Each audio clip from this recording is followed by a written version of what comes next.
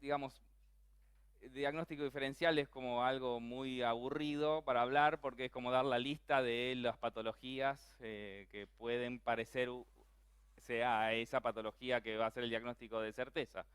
Pero bueno, vamos a ver, eh, yo de alguna manera como para darle cierto dinamismo a la charla, lo que hago es pensar en que viene a vernos un paciente al consultorio y cuál es nuestro razonamiento diagnóstico para llegar al diagnóstico de certeza. Entonces, empezamos lógicamente por la anamnesis y el 99% de los pacientes que nos van a consultar va a ser por dolor. Entonces, ¿cuál fue el inicio del dolor? En tiempo, es decir, cuánto hace que le duele, si el inicio, cómo empezó, si empezó rápidamente, por ejemplo, una osteonecrosis, que el paciente le va a decir, tal día, tal hora me empezó a doler la rodilla, o si empezó de a poco, como un proceso artrósico, o alguna tendinopatía, o alguna eh, patología del cartílago articular, si hubo un evento previo relacionado con el inicio del dolor, o si no lo hubo, si hubo un evento previo, si fue traumático, si fue un episodio de sobreexigencia, muy habitual actualmente con estos eh, programas de gimnasio de alta exigencia. ¿Y cómo progresó el dolor? Digamos, ¿qué pasó desde el momento que le empezó a doler hasta el momento que consulta? También las características del dolor en cuanto a su localización, el tipo de dolor, si es un dolor que nos haga pensar en alguna patología neuropática o un dolor, digamos, de origen este, inflamatorio. Siempre hay alguna característica que el paciente nos pueda decir que nos pueda orientar en ese sentido. Si el dolor es irradiado hacia o desde la rodilla hacia otro lado. Y qué relación tiene con el reposo o con la actividad. Digamos, hay pacientes que vienen a contarnos que les duele la rodilla cuando están en reposo y otros todo lo contrario, que es lo habitual de las lesiones traumáticas. Bien, en cuanto a los antecedentes, bueno, ¿hay algún síntoma asociado al dolor? Digamos, hay derrame, hay resalto, hay bloqueo. ¿Ha hecho tratamientos previamente? ¿Cuál ha sido la respuesta a esos tratamientos? Es decir, todo esto tiene que estar en nuestra cabeza como razonamiento para el momento de definir hacia dónde vamos a pensar cuál es el diagnóstico. ¿Tuvo algunos episodios previos en esa misma rodilla, traumáticos o cirugías o alguna patología articular general?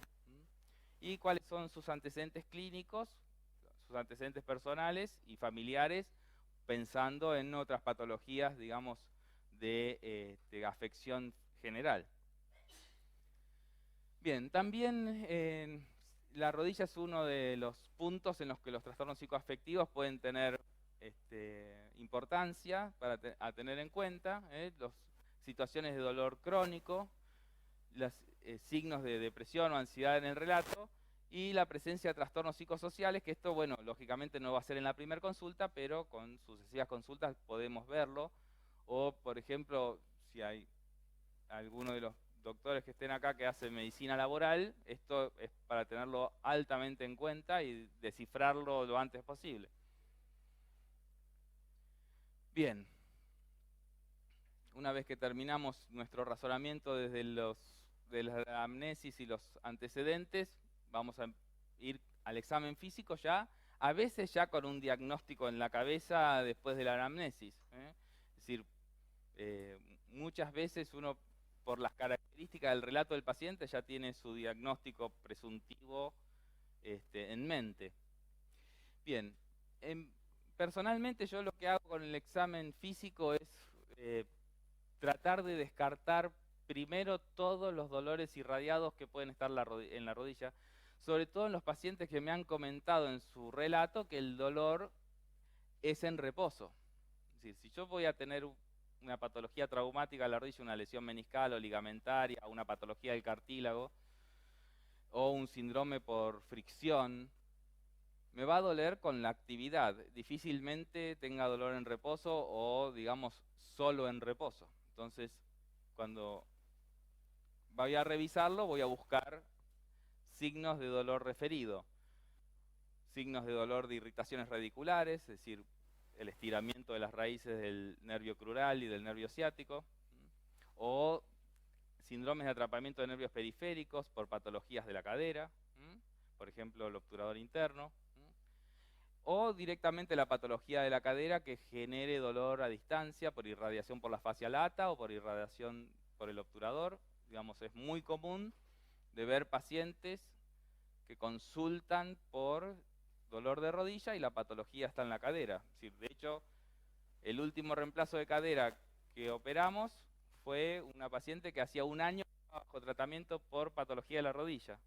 ¿Sabés quién, no?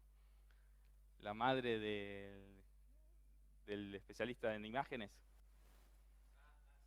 Entonces, esa señora estuvo un año bajo tratamiento de kinesiología y diferentes infiltraciones en la articulación de la rodilla sin tener patología alguna en la rodilla. Tenía una artrosis de cadera.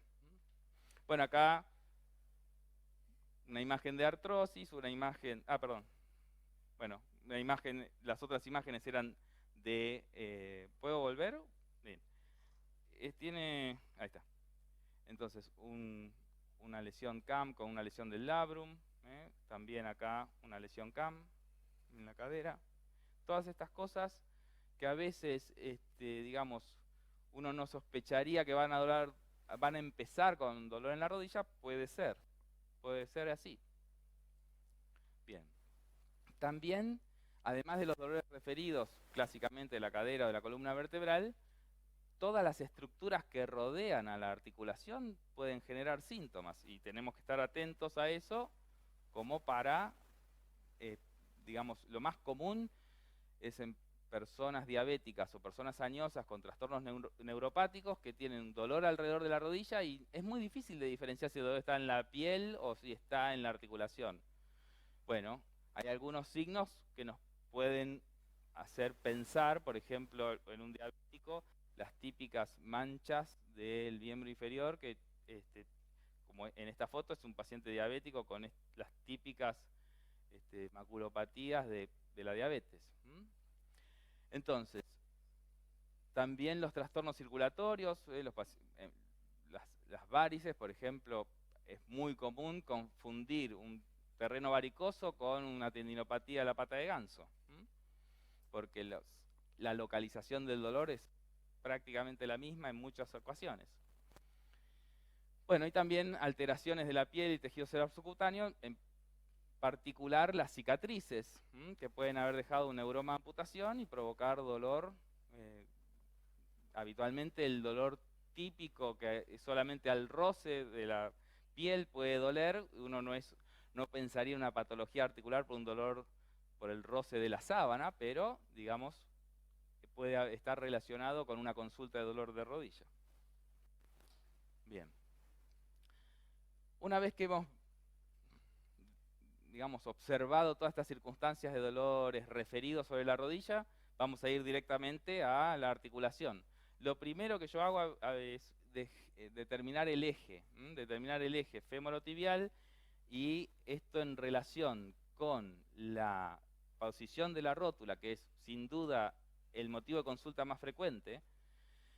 No solamente tenemos que definir el eje en el plano frontal y en el plano sagital, sino las alteraciones rotacionales, que son las que más síntomas nos van a provocar en la articulación femoropatelar. Entonces, una vez que uno determina los ejes clásicos, vamos a determinar la rotación del fémur, colocando la cadera y la rodilla en 90 grados, a ver si hay algún exceso de rotación externa o de rotación interna habitualmente, que es lo que le molesta a la rótula. Y bueno, acá hay un caso extremo, digamos, de alteración del eje rotacional, pero bueno, habitualmente son mucho más sutiles. Pero hay que buscarlo porque si no, no los vamos a encontrar. Bien, observar el patrón de marcha, la posición del raquis y la pelvis, es decir, un raquis que tiene una hiperlordosis lumbar ya no se tiene que hacer sospechar en una alteración en la posición de la postura de la pelvis que determine descargas anormales de la fuerza sobre la rodilla y que me provoquen dolor de rodilla. También el apoyo plantar, es decir, todo lo contrario a esto puede alterar, es decir, este es un muchacho que tiene un retropié varo, pero el retropié valgo está relacionado también con una sobrecarga femoropatelar externa.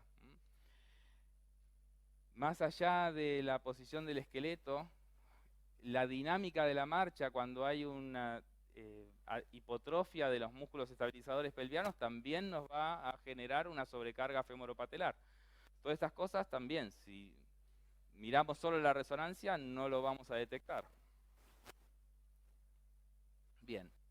Y someramente en la continuación del examen físico, la palpación de las estructuras, es decir, la palpación directa y la generación de dolor a la palpación directa sobre la estructura anatómica, nos da muchísima información con la presencia de dolor en diferentes estructuras.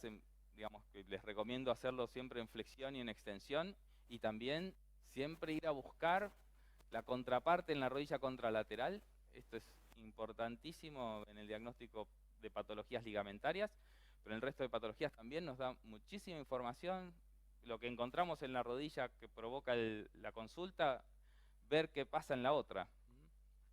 Bueno, la presencia de derrame articular, el grado de trofismo muscular y el grado de movilidad activa y pasiva. Todo eso lo vamos a practicar en forma regular.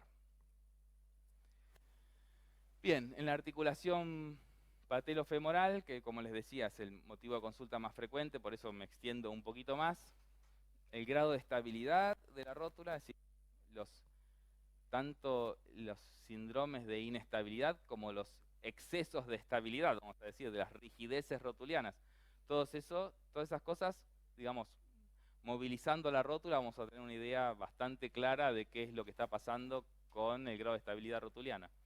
Bueno, la posición de la rótula, es decir, la mayoría de los pacientes con patologías rotulianas con alteraciones en las posiciones va a ser una rótula alta o lateralizada, pero también deberíamos observar la inclinación y la rotación. Esto es más difícil en el examen clínico, pero en algunos casos severos y groseros uno ya se da cuenta de la inclinación o de la rotación rotuliana en el examen.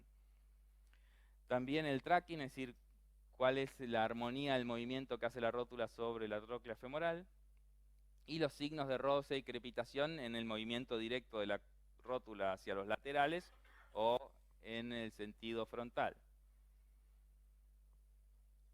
Bien, no es el motivo de esta charla explayarnos en las maniobras para detectar lesiones meniscales y ligamentarias, pero lógicamente como frecuencia las patologías ligamentarias y la inestabilidad que provocan, que es detectable con diferentes maniobras, también lo debemos hacer, y los signos meniscales lo mismo. No me parece lógico extenderme en el examen clínico, pero lógicamente esto es parte de un examen básico de la rodilla, detectar lesiones meniscales y ligamentarias.